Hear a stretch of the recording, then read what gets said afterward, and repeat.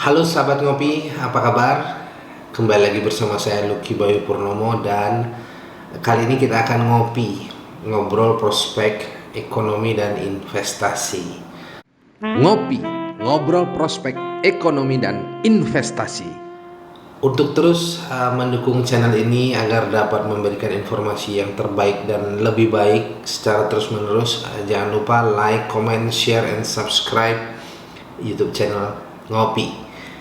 Ngobrol prospek ekonomi dan investasi.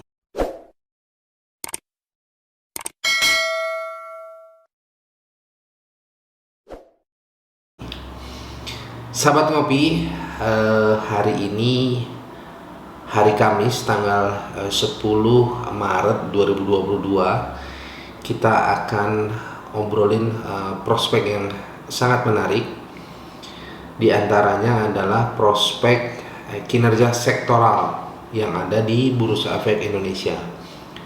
Nah, Bursa Efek Indonesia sendiri disumbang dari berbagai macam kinerja sektoral yang telah terklasifikasi sebanyak 11 sektor hingga saat ini. Antaranya adalah sektor energi, kemudian plantation, kemudian property, banking, basic industry, dan banyak lagi. Nah, untuk itu year to date pada bulan Maret 2022 capaian kinerja sektor tertinggi tersebut ada di sektor energi. Nah, energi telah tumbuh kurang lebih 29% year to date pada bulan Maret 2022. Sementara sektor yang mengalami tekanan itu ada di sektor teknologi, minus 8,5%. Artinya kita bisa melihat capaian sektor yang tertinggi ada di sektor energi 29%, kemudian sektor yang terendah ada di angka 8,5% yaitu sektor teknologi. Nah, dari dua capaian tersebut, tentu dalam kesempatan ini saya ingin memberikan pandangan terhadap beberapa sektor yang memiliki ruang pertumbuhan atau potensi ruang pertumbuhan menurut pendapat saya dalam jangka pendek, menengah, dan panjang. Sebab sektor energi barangkali memang mencapai prestasi yang cukup baik, tetapi di sisi lain perlu kita pertimbangkan barangkali harga saham atau harga perusahaan yang tercatat pada sektor tersebut, satu mungkin sudah mahal, juga sudah tinggi. Begitu juga sektor teknologi yang masih ada dalam masa tekanan bisa jadi lebih rendah tapi belum murah. Nah, untuk itu kita dapat melihat beberapa sektor pilihan. Selain sektor perbankan, rupanya ada sektor consumer cyclical. Nah, consumer cyclical ini menjadi salah satu sektor yang cukup menarik, dan ini merupakan grafik dari consumer cyclical di mana sejak awal 2021 bulan Maret juga consumer cyclical tumbuh di atas rata-rata indeks harga saham gabungan. Ini yang warna biru, kemudian indeks harga saham gabungan yang warna putih ya. Jadi ini adalah pergerakan consumer cyclical tepat 1 tahun ya, dari bulan Maret 2021 hingga saat ini bulan Maret tahun 2022. Nah, sebenarnya apa sih sektor consumer cyclical? Kenapa dinamakan cyclical?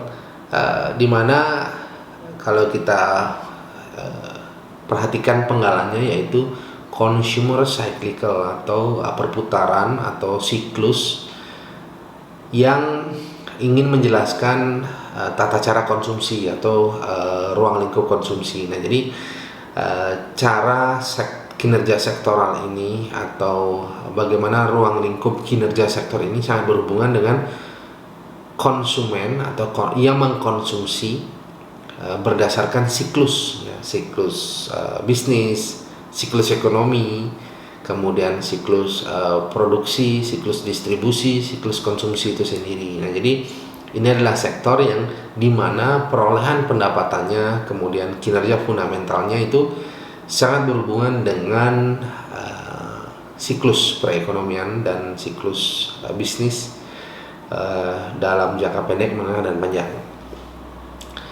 Nah, kalau kita perhatikan sebenarnya kenapa hampir 1 tahun terakhir kinerja sektor consumer cyclical ini mengalami kenaikan, di mana kalau kita perhatikan pertumbuhan kinerja sektoral yang warna biru di atas rata-rata kinerja indeks harga saham gabungan itu mendampingi beberapa atau mewakili ya, untuk menjadi representasi emiten-emiten yang ada di dalamnya yang bergerak di bidang consumer cyclical. Dan salah satu trigger atau pemicunya adalah hasil capaian angka GDP kita atau pertumbuhan ekonomi Indonesia, di mana pada kuartal ketiga tahun 2021 capaian angka PDB kita ada di angka 3,5%. Sementara di kuartal keempat tahun 2022 kita mencapai angka 5%. Artinya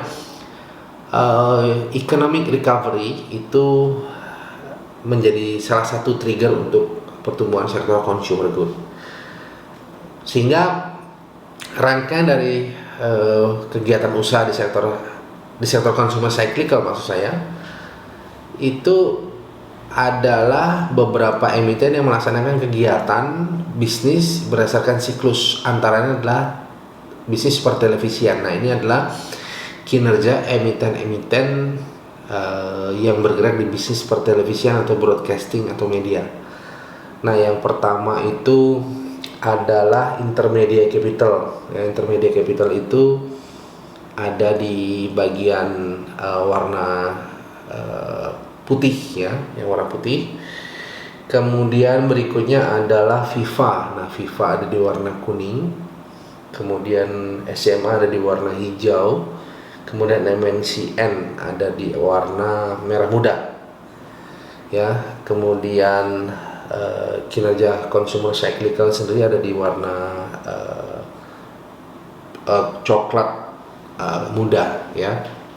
Nah, dari sini kita perlu melihat ini adalah salah satu bagian dari kinerja sektor consumer cyclical itu sendiri.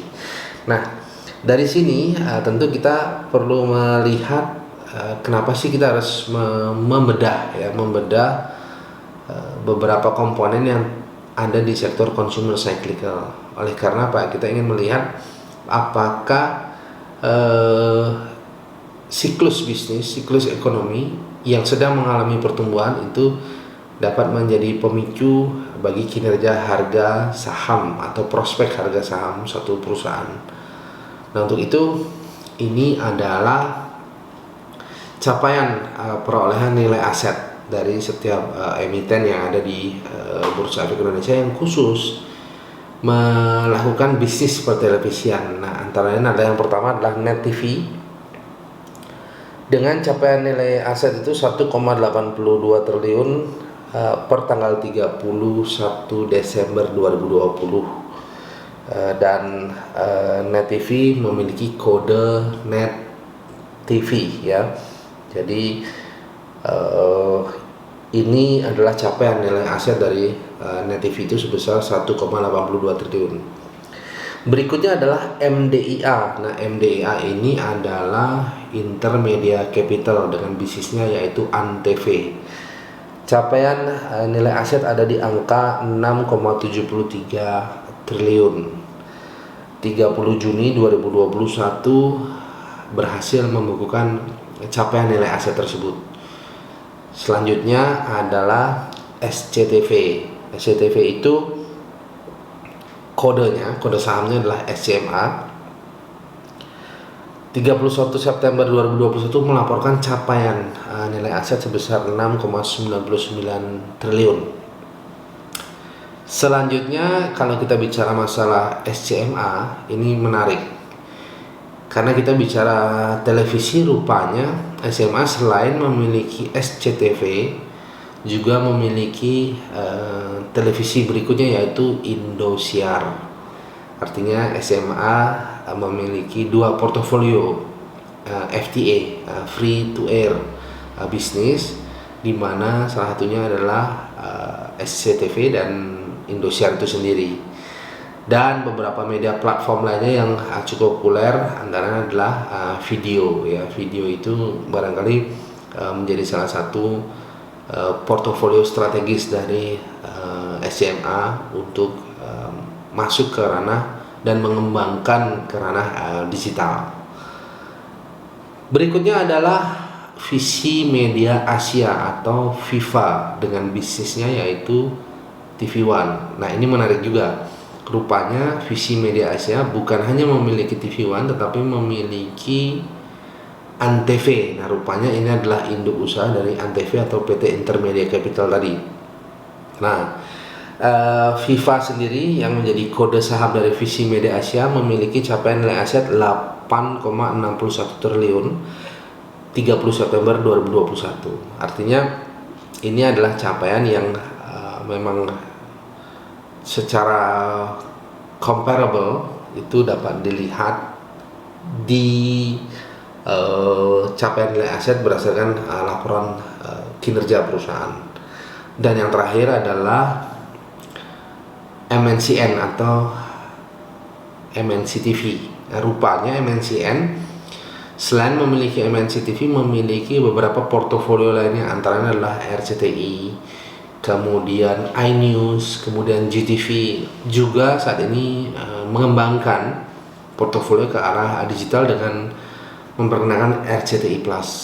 Nah, capaian nilai aset dari MNCN itu sebesar 20,14 triliun per 30 September 2021. Nah, ini adalah Net TV, Antv, SCTV, TV One, MNCTV dengan rata-rata capaian pertumbuhan nilai aset itu sebesar 8,8 triliun. Artinya kalau kita lihat seluruh pelaku di bidang bisnis pertelevisian itu memiliki rata-rata capaian pertumbuhan nilai aset sebesar 8,8 triliun.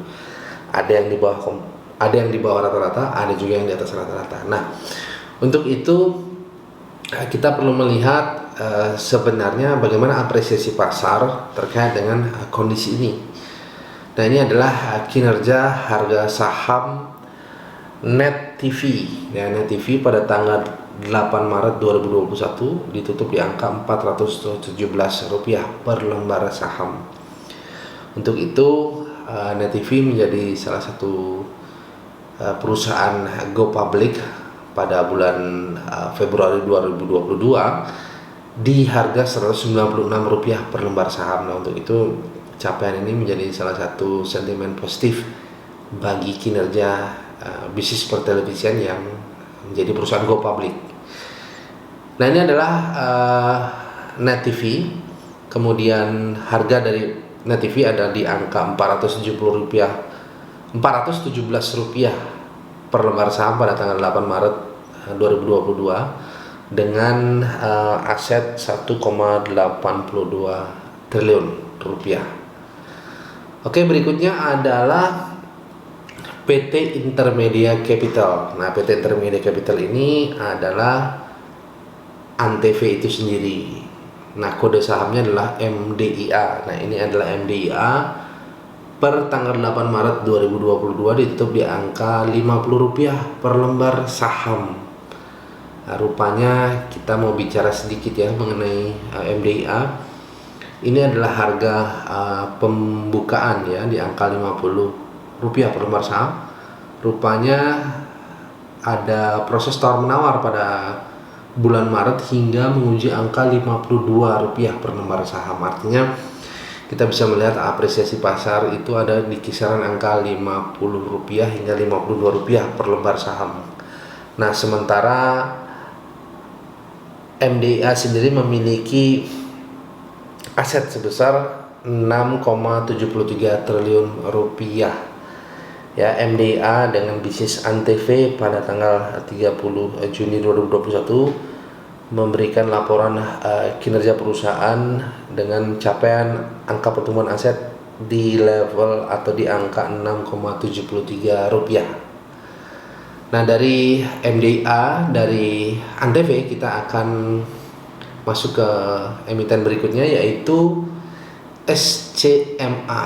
Nah, SCMA pada tanggal 8 Maret 2022 itu ditutup di angka Rp233 per lembar saham. Nah, ini adalah SCMA dengan bisnisnya yaitu SCTV dan Indosiar. Nah, kelihatannya harganya sedang mengalami tekanan, tapi ini menjadi hal yang wajar karena memang industri atau sektor consumer cyclical sangat dinamis ya, dan bergantung kepada siklus bisnis dan ekonomi. Nah, SMA yang ada di angka Rp233 per lembar saham pada tanggal 8 Maret 2022 memiliki nilai aset atau capaian sebesar 6,99 triliun rupiah 30 September 2021 berdasarkan laporan kinerja perusahaan. Kemudian kita masuk ke Visi Media Asia atau VIVA dengan bisnisnya yaitu TV One. Nah, pada tanggal 8 Maret 2022 VIVA ditutup di angka Rp50 per lembar saham. Artinya sejak bulan Februari VIVA belum mengalami perubahan, tetap ada di angka Rp50 per lembar saham. Dan kita perlu lihat bagaimana sebenarnya VIVA atau Visi Media Asia berdasarkan capaian nilai aset. Nah, ini ada di angka 8,61 triliun rupiah. Nah, jadi ini adalah VIVA dengan bisnisnya yaitu TV One. Nah, selain VIVA berikutnya adalah MNCN. Nah, MNCN ini ada di harga penutupan Rp854 per lembar saham pada tanggal 8 Maret 2022. Nah, MNCN sendiri sedang mengalami koreksi, tapi ada yang menarik karena koreksi yang terjadi telah menguji rata-rata level terendah. Nah, ini memberikan satu sinyal yang cukup menarik bagi teman-teman yang memang memiliki atau ingin mencari kesempatan transaksi untuk jangka pendek hingga jangka menengah. Tapi tidak untuk jangka panjang ya, karena ini adalah tampilan grafik dalam jangka pendek hingga menengah. Nah, untuk itu MNC yang berada di angka 854 itu memiliki capaian perolehan nilai aset itu sebesar 20,14 triliun rupiah per 31 September 2021. Nah, ini adalah MNCN ya, dengan harga penutupan Rp854 per lembar saham. Sahabat ngopi sekalian, kenapa sih tadi kita obrolin mengenai ada harga saham, kemudian aset, dan beberapa kegiatan atau ruang lingkup usaha lainnya? Sebab dalam pendekatan transaksi dan investasi, untuk melihat prospek ada beberapa metode. Salah satunya adalah metode yang disebut CAPM, Capital Asset Pricing Model. Nah, Capital Asset Pricing Model itu merupakan salah satu metode yang digunakan untuk memperoleh estimasi atas imbal hasil. Nah, dengan memperoleh estimasi tersebut tentu terdapat dasar-dasar perhitungan. Nah, singkat cerita, CAPM ini diperkenalkan oleh Treynor tahun 1961, kemudian dikembangkan oleh Markowitz dan Lindner hingga akhirnya pada tahun 1990 berhasil memperoleh Nobel Economic dan Finance. Jadi ini merupakan salah satu pendekatan Capital Asset Pricing Model yang memperhitungkan ya potensi risk and return. Nah, kita sering dengar risk and return. Jadi ini pendekatan dengan beberapa metode. Salah satu metodenya adalah melihat kepemilikan aset dengan kinerja harga sahamnya.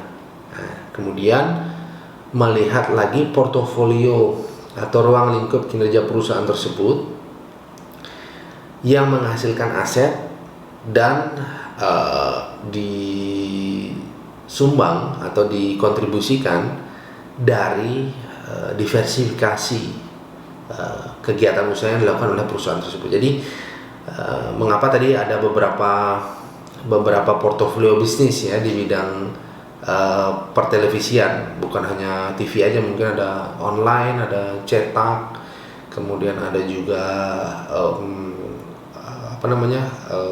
streaming dan sebagainya, termasuk video on demand ya. Jadi itu merupakan bagian dari pendekatan CAPM untuk menghitung apakah diversifikasi usaha tersebut memberikan kontribusi terhadap pertumbuhan nilai aset dan mampu mengendalikan risiko dari perusahaan, karena perusahaan tersebut menjadi perusahaan go public yang menjelaskan dan memberikan keterangan melalui kinerja harga saham perusahaan tersebut. Oke, sahabat ngopi, jangan lupa ikuti episode-episode yang akan datang. Untuk itu sekali lagi jangan lupa like, comment, share, and subscribe YouTube channel ini agar kami terus-menerus dapat memberikan tayangan yang terbaik untuk melihat prospek ekonomi dan investasi di masa yang akan datang. Terima kasih, saya Lucky Bayu Purnomo. Jangan lupa ngopi. Ngopi, ngobrol prospek ekonomi dan investasi.